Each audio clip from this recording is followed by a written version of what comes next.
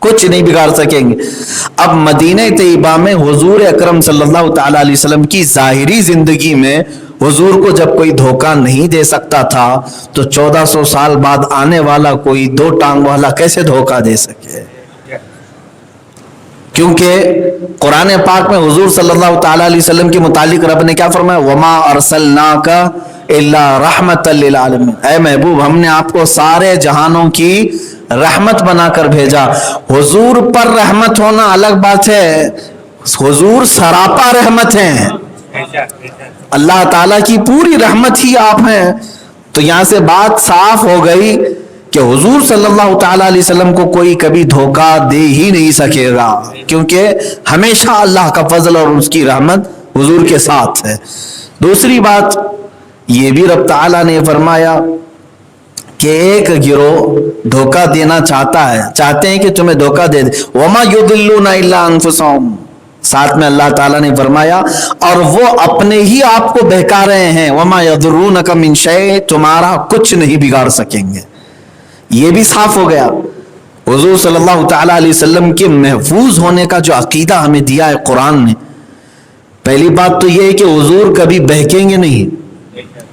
دوسری جگہ بھی سورہ نجم میں بھی اللہ تعالیٰ نے فرمایا وَمَا يَنْتِقُ عَنِ الْهَوَىٰ، کبھی وہ اپنی خواہشات سے کوئی بات ہی نہیں کرتے۔ إِنْ هُوَ إِلَّا وَحْيٌ يُوحَىٰ، جو کچھ بھی بولتے ہیں وہ وحی خدا سے بولتے ہیں۔ اللہ رب العزت کی طرف سے جو بات آئی وہی حضور کی زبان سے، تو غلطی ہونے کا چانس ہے ہی نہیں۔ اسی لیے امام اہل سنت فاضل بریلوی رضی اللہ تعالیٰ عنہ نے فرمایا جس کی ہر بات وحی خدا، وہ زبان جس کو سب کن کی کنجی کہیں، اس کی نافذ ریاست پہ لاکھوں سلام۔ حضور پاک صلی اللہ تعالیٰ علیہ وسلم کی زبان پاک سے جو کچھ بھی نکلتا ہے وہ کیا ہے؟ وحی الہی ہے، اللہ کی طرف سے وہی ہوتی۔ اب ایک تو حضور کے محفوظ ہونے کا اللہ نے یہ یقین کے ساتھ بتا دیا، اللہ کا فضل اور اس کی رحمت ہمیشہ حضور کے حفاظت میں ہے۔ دوسری چیز یہ بھی بتا دیا اللہ نے کہ جو لوگ دھوکہ دینے کی کوشش کر بھی لیں وہ خود اپنے آپ کو دھوکہ دے رہے ہیں، رسول کا کچھ نہیں بگاڑ سکیں گے، کچھ نہیں بگاڑ سکیں گے۔ اب مدینہ طیبہ میں حضور اکرم صلی اللہ تعالیٰ علیہ وسلم کی ظاہری زندگی میں حضور کو جب کوئی دھوکہ نہیں دے سکتا تھا تو 1400 سال بعد آنے والا کوئی 2 ٹانگ والا کیسے دھوکہ دے سکے؟ صرف اور صرف اس کا وہم و گمان ہو سکتا ہے، خیال ہو سکتا ہے، لیکن رسول کریم صلی اللہ تعالیٰ علیہ وسلم کو دھوکہ دینے کی کوشش کرنا خود اپنے آپ کو دھوکے میں ڈالنا ہے۔ اور ایک جگہ پر اللہ تعالیٰ نے فرمایا پہلے ہی پارے میں، آپ کو میں بات بتاتا ہوں مزے کی، پہلے پارے کے دوسرے ہی صفحے میں آپ کو یہ آیت مل جائے گی، یخادعون اللہ والذین آمنوا وما یخدعون الا انفسهم، وہ اللہ کو دھوکہ دینے کی کوشش کرتے ہیں۔ کافروں کے بارے میں آیت آئی ہے، اللہ کو دھوکہ دینے کی کوشش کرتے ہیں اور مومنین کو دھوکہ دینے کی کوشش کرتے ہیں۔ وما یخدعون الا انفسهم، اور وہ اللہ کو کچھ نہیں دھوکہ دے سکتے بلکہ وہ خود اپنے آپ کو دھوکہ دے رہے ہیں۔ اب یہاں پر بات دیکھیے، میں آپ کو نکتے کی بتاتا ہوں۔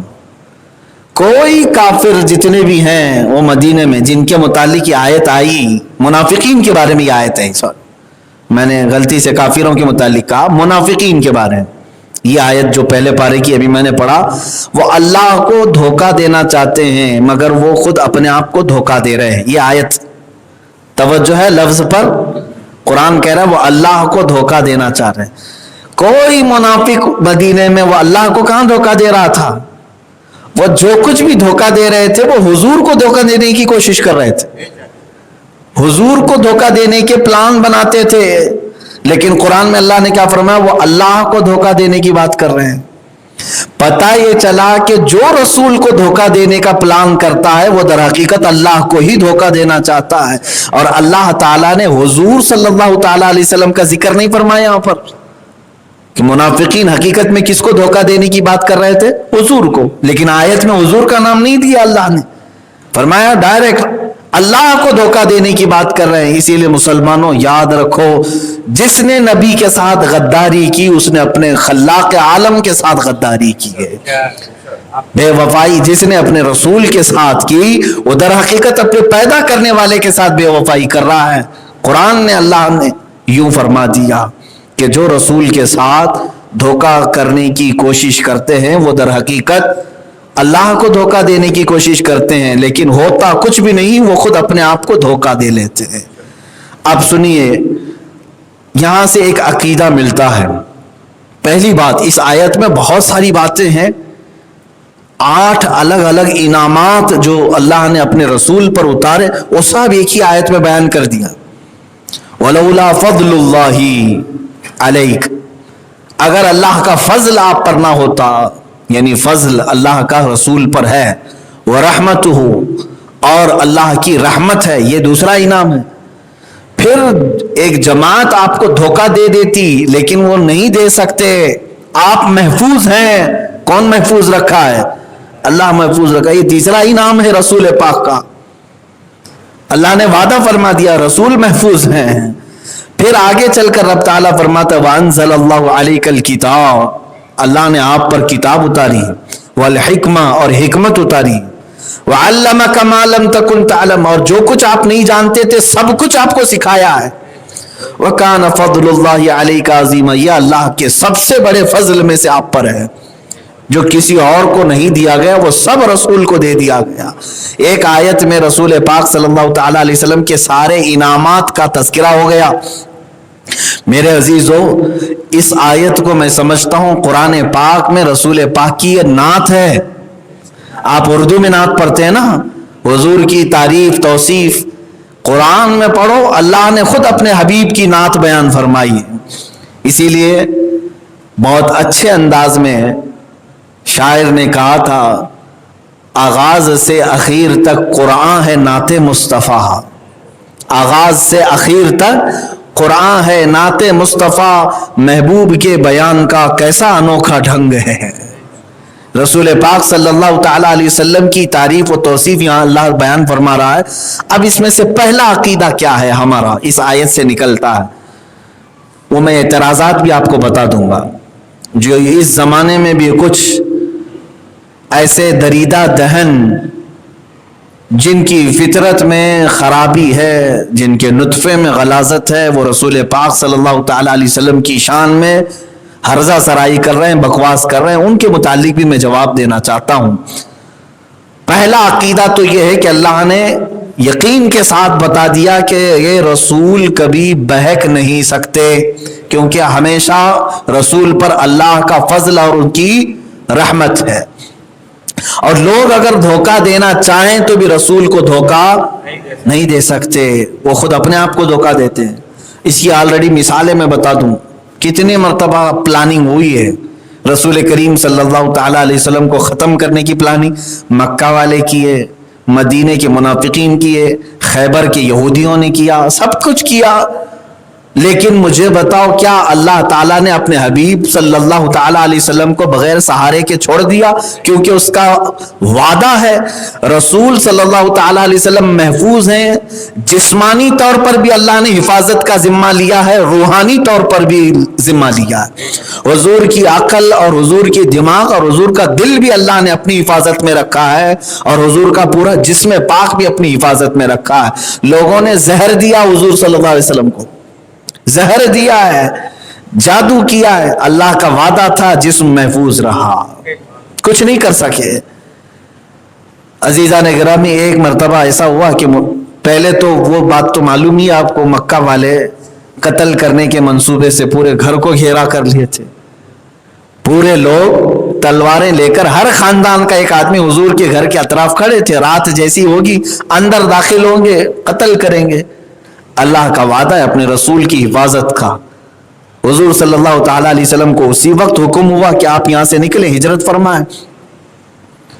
نہ رسول کریم صلی اللہ تعالیٰ علیہ وسلم نے یہ پوچھا کہ ان پورے جتھے کے درمیان جو شہد کے چھتے کی طرح سے مکھیوں کی طرح گھر کے ارد گرد منڈلا رہے ہیں, ان کے بیچ میں سے کیسے جاؤں. نہیں, وہ رسول کا بھی یقین کامل تھا کہ اللہ کا وعدہ ہے وہ میری حفاظت پر معمول ہے۔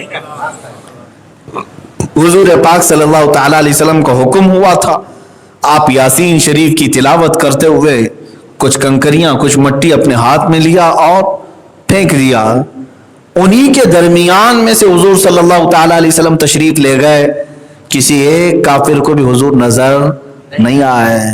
جان ہے، جان کیا نظر آئے؟ جان ہے، اعلیٰ حضرت فرماتے ہیں جان ہے، جان کبھی دکھتی ہے؟ جان ہے، جان کیا نظر آئے؟ کیوں عدو گرد غار پھرتے ہیں؟ اعلیٰ حضرت فرماتے ہیں اب یہاں سے ان کافروں کو اللہ تبارک و تعالیٰ نے اپنے رسول صلی اللہ تعالیٰ علیہ وسلم کی ایک جھلک بھی نہیں دکھائی، حضور وہیں سے نکل کر کے گئے۔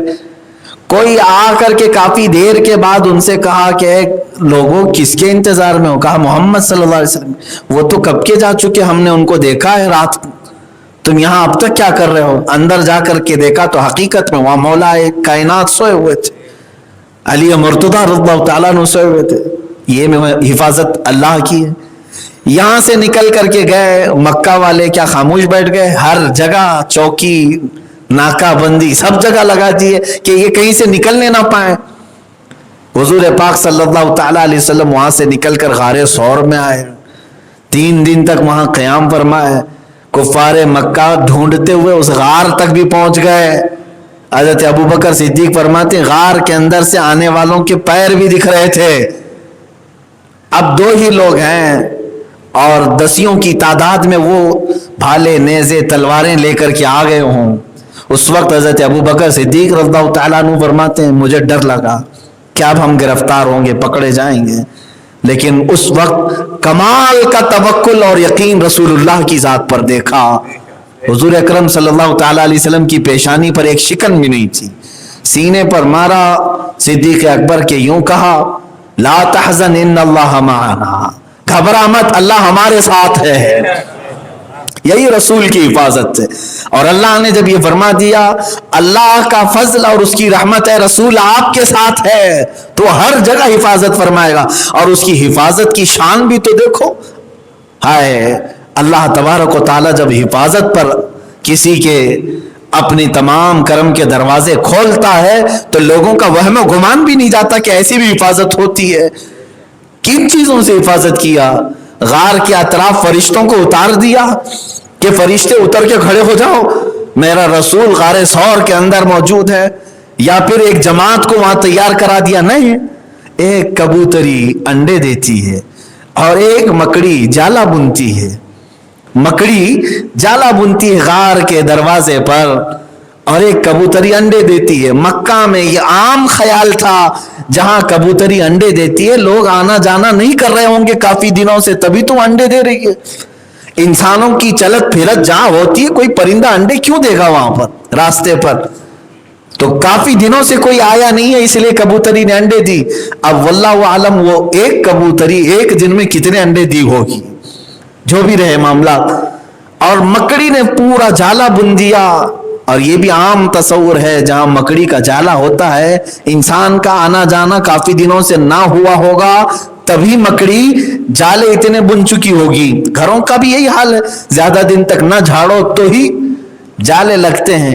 یا تو پھر اس کا دوسرا معنی یوں سمجھ لیں جالے دیکھیں تو ہم فیصلہ کر لیں گے کافی دنوں سے خالہ نے اماں نے جھاڑو نہیں لگائی ہے، یہی تو کہا جائے گا۔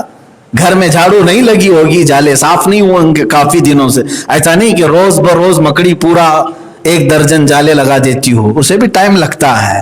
لیکن اس غار کے دروازے پر ایک ہی دن میں مکڑی نے پورے جالے بنے۔ 2 ہی چیزیں تھی، کبوتری کے انڈے اور مکڑی کے جالے۔ کفار مکہ وہاں تک پہنچے دروازے تک، اور انہوں نے یہی دیکھ کر کے فیصلہ کیا یہاں بھلا کوئی کیسے آ سکتا ہے، یہاں کبوتری انڈے دے رہی ہے پتہ نہیں کب سے، مکڑی نے جالے بنے ہیں پتہ نہیں یہاں کب سے کوئی نہیں آیا، اگر کوئی آیا ہوتا تو یہ جالے ٹوٹے ہوتے۔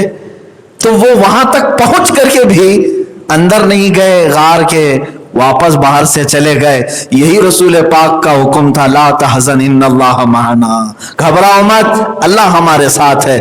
जब रब वादा फरमाता है हिफाजत का, तो फिर वो बहुत छोटी चीजों से भी हिफाजत फरमाता है।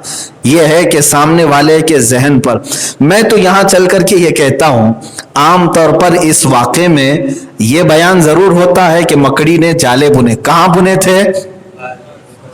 तवज्जो है, कहां बुने थे? गार के दरवाजे पर। लेकिन मेरा विजदान ये कहता है अल्लाह ने ये जाले बज़ाहिर दरवाजे पर लगवा दिए, हकीकत में तो काफिरों के दिमाग पर जाले पड़ा दिए।